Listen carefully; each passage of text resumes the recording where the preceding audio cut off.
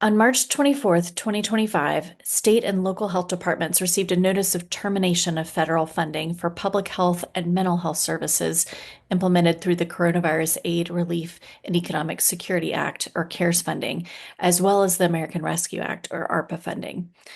Immediately following this $11 billion funding cut, health directors had to terminate staff and end hundreds of contracts midway through projects. A temporary restraining order was issued in favor of 23 states that filed to restart the payments, but that impact of that is unclear. Then, just a few days later, Secretary Kennedy announced the termination of 10,000 federal employees. Many of these federal workers supported state and local health departments in crisis management and day-to-day activity. In conjunction with the American Public Health Association and the Association for State and Territorial Health Officials, the Milbank Memorial Fund held an event on April 11th for state legislators on the immediate impact these federal cuts had to state and local health departments. Here's what people on the ground had to say. As of now, Shelby County Health Department has lost almost $1.5 million in grant funding. And because of that funding loss, we have lost 12 positions. Those losses cut deep into our organization. These cuts are catastrophic for state and local health departments in every state and territory. These cuts don't just affect COVID-19 programs. Funding is now used to combat other emerging threats, such as bird flu and measles. Public health departments, especially locals, also work to prevent chronic diseases, such as diabetes, and deal with mental health and substance use disorders. The reduced SAMHSA funding will set us back years in our fights against opioid addiction, mental health challenges, and suicide. There is the potential for more funding cuts this month or later this year.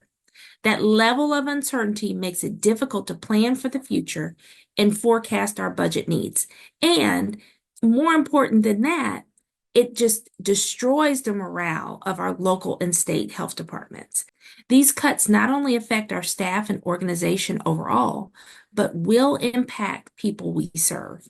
Many of these programs cut or threatened were intended to build infrastructure, such as computer systems and data modernization, which takes years. Abruptly cutting funding with no warning will waste these investments, costing taxpayers money for no return.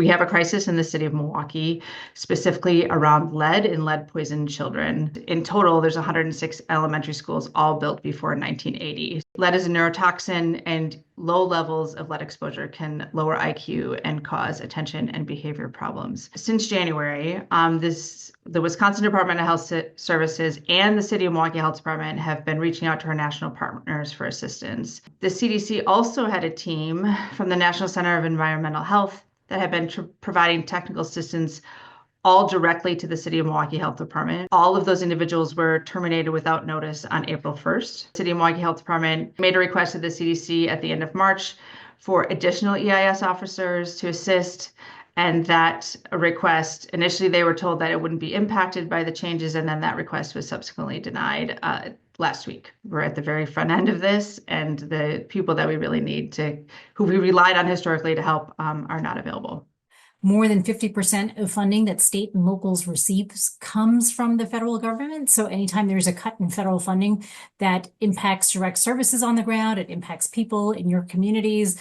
That abruptness in which the terminations came also created a lot of confusion for states, not to mention economic cost back to the state, because some states had hundreds of thousands of dollars per day they were spending on these grants. And if you find out it's stopping that day, you can't turn off all that work. And it's the states now holding the bag, and the local health departments now holding, the cost of those things that are still happening.